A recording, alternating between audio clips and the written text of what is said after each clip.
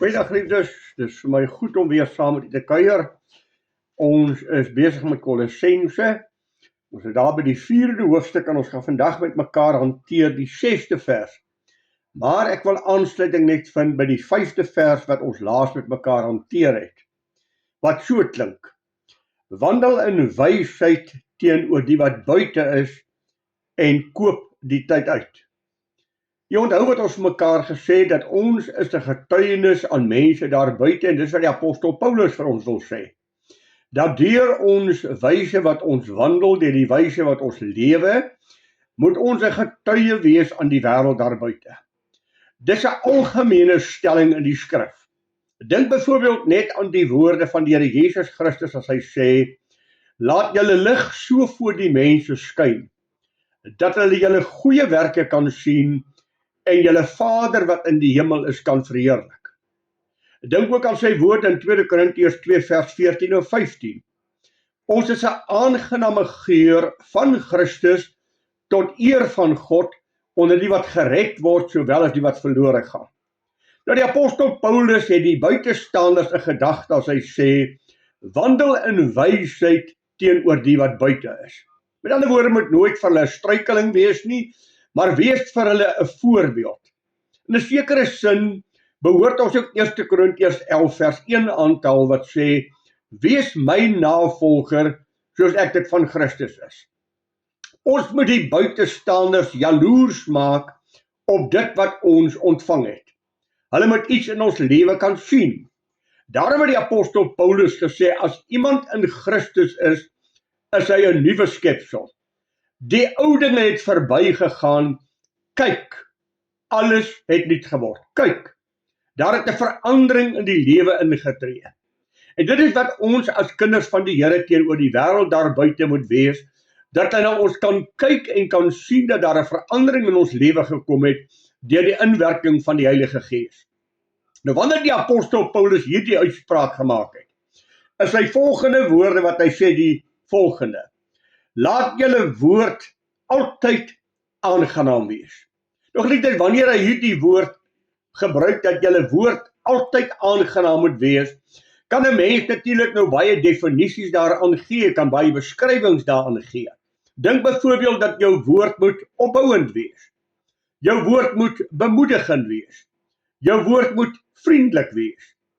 En jy moet so spreek dat mense daarvan sal hou om in jou teenwoordigheid te wees en jou te hoor praat. Dat hulle deur jou gesprek opgebou sal word en dat hulle jou gesprek sal geniet. Dat dit vir hulle lekker sal wees om saam met jou te gesels en as hulle uit jou teenwoordigheid uit gaan sê: wie, dit was nou lekker om daar saam te kuier, want ek is opgebou en dit was vir my heerlik om saam met hom te kan gesels. Dit gebeur so dikwels dat daar Christene is wat ongelukkig hierdie element in hulle lewe dra, dat hulle altyd oor alles kla, dat hulle altyd net negatief is, dat hulle altyd net afbreekende dinge sê, en vir elke positiewe ding wat jy sê, sal hulle 'n negatiewe hê. Hulle kyk na die lewe negatief, hulle praat oor alles negatief, en hulle maak ander kindertjies van God depressief en breek hulle af, want dit is nie lekker om so iemand te teenwoordigheid te wees. Wanneer die apostel Paulus sê, laat julle woord altyd aangenaam wees, dan is dit juist dat ons mense moet trek deur die wyse wat ons praat. As hy sê altyd, dan dink ek daaraan die wyse wat ek praat, die wyse wat ek doen, die wyse wat ek optree oor mense, dat dit altyd sal wees en 'n effek sal hê wat positief sal wees in die lewens van ander mense. Wat ander mense graag sal wil navolg. As ek dink aan Jakobus 3, dan praat die Jakobus skrywer en sê die tong, daardie ou klein lid van 'n mens, as hy negatief is en as hy kwaad in hom het, sê die apostel vir ons, hierdie tong is soos 'n klein vuurtjie wat 'n groot hoop hout aan die brand steek. Hy beskryf hom eintlik geweldig as hy sê, dis 'n klein lid wat hom beroem op groot dinge, dis 'n klein lid wat deur die hel aangesteek is, en wat mense afbreek en mense vernietig. Dit moet nooit in jou en my lewe waar wees nie. Ek gaan nie vir julle dit lees nie, jy kan dit self lees, maar ek gaan net vir Jakobus 1 vers 19 aanhaal. Wat vir ons hierdie woorde sê, so moet julle dan stadig wees om te praat, vinnig om te hoor, en stadig om toornig te word. Of dan, wees vinnig om te hoor, stadig om te praat, en stadig om toornig te word. Jy kan gerus Spreuke, die 17de hoofstuk vers 27, en die 21ste hoofstuk vers 23 lees. En jy kan ook Prediker 7 vers 9 lees, waar ons hoor wat die woord, wat ons spreek, in die lewens van mense veroorsaak. 'n sagte woord, 'n sagmoedige woord, om nie haastig te wees in jou gemoed nie op vleiend te wees nie, maar daardie persoon te wees wat die werke van die Heilige Gees in jou lewe tentoonstel. Wanneer hy sê dit met sout besprinkel wees, dan kan 'n mens onmiddellik jou vraag self vra, wat is die element van sout? Wat het die Here Jesus Christus gesê toe hy gesê het, julle is die sout van die aarde. Maar as hierdie sout laf geword het, dan deug dit nêrens meer voor as om buite gegooi en hierdie mense vertrap te word. Sout het 'n paar elemente. Een daarvan is, dit werk verderf tegen. Wanneer jy sout in vleis ingevryf het en ingewerk het, dan is daar 'n bewaringselement dat daardie vleis nie sal verrot nie, maar dis gesout. Dit gee ook smaak. Ag, as 'n mens sout uit jou dieet uit wegvat, dan is dit smakeloos en selfs partykeer so as dit ware brak. Maar wanneer 'n mens sout bysit, dan kry dit smaak. Die apostel Paulus sê, ons woorde moet aangenaam wees met sout besprenkel. Met ander woorde, ek moet vir myself sê, ek moet nooit verderflike, negatiewe, afbrekende woorde spreek nie. Wanneer ek praat, moet dit helend wees. Moet dit gesondmakend wees, moet dit bewarend wees. Geliefdes, die woorde van 'n mens, volgens die woord van die Here Jesus Christus is geweldig. Hy het gesê, weet jy nie dat jy uit jou woorde geoordeel sal word nie? Die wyse wat jy praat, gaan jy voor God skuldig staan. Uit jou woorde gaan jy voor God geregverdig wees, en uit jou woorde gaan jy voor God veroordeel word. Met ander woorde, watter effek het my woorde op mense om my gehad? Was dit afbrekend? Dan gaan ek voor God daarvoor rekenskap gee. Was dit opbouend? Dan gaan ek van God eer en lof kry vir die woorde wat ek gespreek het. Bitter belangrik om daarop te let, dat ek nie altyd versigtig sal wees hoe ons praat. Selfs wanneer ons ontsteld is. Selfs wanneer iemand onder my vel inkruip. Selfs wanneer iemand my benadeel het. Wat is my reaksie? Wat jy sien nie geliefde, my reaksie sê wat is in my hart. My reaksie sê wat is in my binneste. Sodat iemand my kan beledig en ek hoef nie haastig te wees om terug te antwoord, of dan die Engelse woord vergeldend te wees, retaliate nie, maar as ek die vrug van die Gees in my lewe openbaar, dan versprei ek liefde, vrede, lankmoedigheid, vriendelikheid, goedheid, getrouheid, selfbeheersing. Al hierdie elemente moet in 'n kind van God se lewe teenwoordig wees. Die teenoorgestelde is daar die werk van die vlees. Dis twis en vyandskap en geveg en met mekaar redekawel. Dis nie wat God 'n gedagte het nie. Daarom sê die apostel Paulus dat ons die voorbeeld van die Here Jesus as 'n ware moet volg. Daar in Petrus lees ons toe hy beledig is, het hy nie teruggepraat nie. Toe hy gedreig het, het hy nie opgetree nie. Maar hy het oorgegee aan sy Vader wat vergelding sal bring. En dit moet ook jou en my gesindheid wees om te sê, Here, al word ek afgebreek, al word ek ook te nagekom, dan sal ek versigtig wees voor ek praat. Dink voor jy praat. As jy ontsteld is, stap weg, loop en weg en gaan word kalm. Soos die ou mens gesê het, gaan tel eers 10. dan kom jy terug en jy spreek die saak feitelik aan.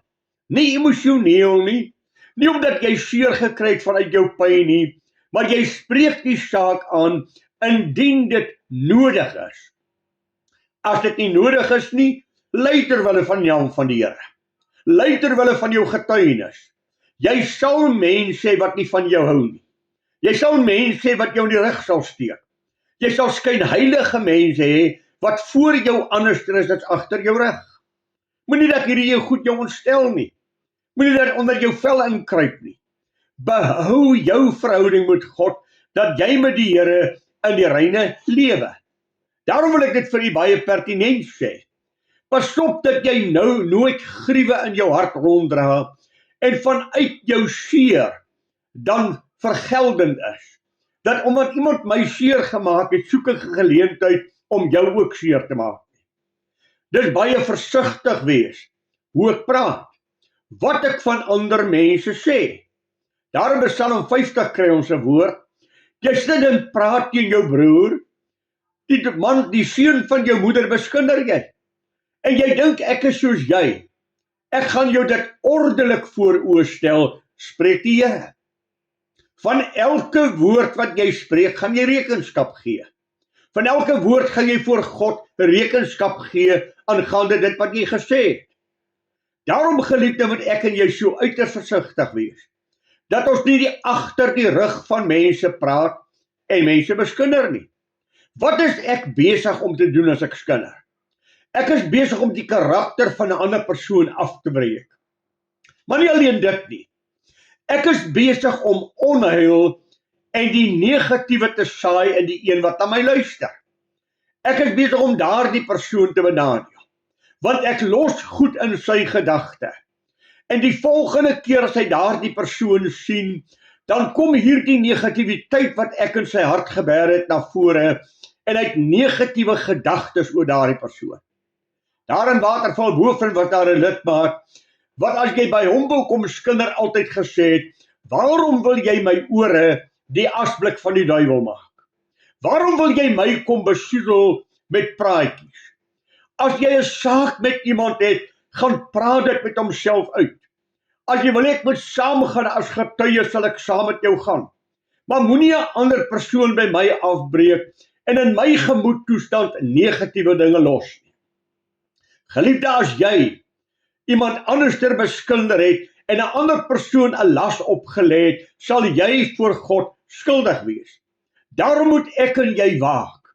Ons moet hoor, maar ons moet stadig wees om te praat. Ons moet stadig wees om te vergeld. Laat julle woorde altyd aangenaam wees, met sout besprenkel, sodat julle kan weet om elke ander persoon te antwoord. En hier kom ek by 'n groot saak. Hoe praat jy met hulle wat jou diensknegte is? Hoe praat jy met hulle wat jou werkgewers is? Praat jy met hulle afbreekend? Snou jy hulle dinge toe? Is hulle benede jou? Verwerdig jy jouself om te sê ek kan met hulle praat op 'n onverantwoordelike of ontoepaslike manier? Nee, geliefde, hy is soos 'n mens soos jy. Hy het gevoelens soos jy. Hy's 'n skepsel van die Allerhoogste. En daarom kan ek nie met hom anderster praat as wat 'n Christen behoort te praat teenoor enigiemand anderster nie.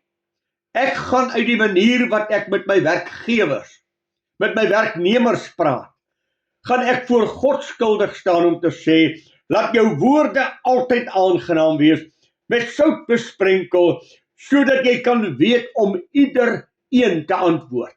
Elke een wat oor jou pad kom, 'n positiewe antwoord te gee. Daarom wil ek dit so vir u sê. Dink voor jy praat. Waak oor wat jy sê, want God hoor. En God is 'n God van regverdigheid. Hy gaan regverdig oordeel. Hy gaan jou nie oorsien nie. Hy gaan nie jou sonde deur die vingers kyk nie. Hy gaan jou gee dit wat jy toekom. Jy het jou broer benadeel. Jy het 'n kindjie van God, of dan 'n skepsel van God benadeel deur jou woorde. Jy sal sekerlik voor God daarvoor skuldig staan. Moenie jouself aanmatig. asof jy besondere voorregte het om ander mense te kan verkleineer en trap, net omdat jy van God 'n ereposisie gekry het nie. Maar behandel alle mense dieselfde. Daarom maak Paulus die uitspraak, iedereen, of dit nou 'n slaaf is, of dit 'n koning is. Wanneer ek praat, praat ek as 'n Christen, as 'n mens deur die Heilige Gees vervul en onder beheer van die Heilige Gees, en waak ek oor my woorde. Geliefde, dit is seker een van die mees belangrikste dinge om vir kinders van God te sê, want ek glo dit is waar die meeste oortreding en sonde plaasvind. Ons praat so maklik, in plaas van 'n wag voor my mond te sit. Ek dink aan die psalmers, laat die woorde van my mond en die oordenking van my hart, o God, u welbehaaglik wees. Dis 'n gedagte wat by jou opkom. En dan gee jy toestemming aan daardie gedagte, of jy onderdruk daardie gedagte. Voordat jy met iemand lelik praat, het jy klaar negatief gedink. God kyk ook na jou gedagtewêreld. Hoe het jy gedink oor jou broer? Hoe voel jy in jou hart oor jou broer, en jy gaan daaroor geoordeel word? Ag, daar is iets wat ons so skuldig aan is. Ek is tog so versigtig om iemand nie te komplimenteer nie. Ek is so versigtig om nie van iemand iets moois te sê nie, behalwe van my eie ou mensies. Behalwe van my eie ou familietjie. Hulle kan ek nie genoeg oor praat en hulle op die podium stel en dan almal bekend stel hoe wonderlik hulle is nie. Maar jy skyn heilig. Jy's nie eerlik nie. Want ander mense maak jy sleg en jy benadeel hulle. Dink jy God gaan jou deur die vingers sien? Dink jy God gaan jou oorsien? Nee. Daarom laat julle woorde altyd aangenaam wees, met sout besprenkel, sodat jy weet om iedereen te antwoord. Ek wil vir u uitdaag en ek wil vir myself dit uitdaag. Kyk voor jy praat, dink voor jy praat, wat sal die effek wees van hierdie woorde wat ek nou gaan uitspreek? Sal dit opbouend wees? Sal dit afbreekend wees? Is dit positief of negatief? En dan praat jy 'n woord met sout besprenkel, wat vir die mens tot voordeel sal wees. Ons gaan verder met mekaar praat volgende keer, maar kom ek en u waak oor ons woorde. Kom ons waak oor wat ons sê. Kom ons waak oor hoe ons oor ander mense praat. Want God hoor wat jy sê, en hy gaan jou in die gereg stel daaroor. Mag die Here vir u seën, en mag ons regtig mense wees, wat opreg en eerlik voor God wandel, wat ons woorde dophou, en wat mooi opbouende woorde van ander mense en vir ander mense sê. Die Here seën vir u, praat volgende week met mekaar, kyk gerus weer na die teks, ondersoek jou hart, en kyk Here, kwalifiseer ek in hierdie teks, of moet ek juis belydenis doen om te sê, Here help my, dat my tong in bewaring sal kom, want ek besondig my eie lewe. Ek doen my eie lewe skade aan. Mag die Here vir u groot genade gee, en mag die Here vir u ryklik seën. 'n Goeie dag vir u.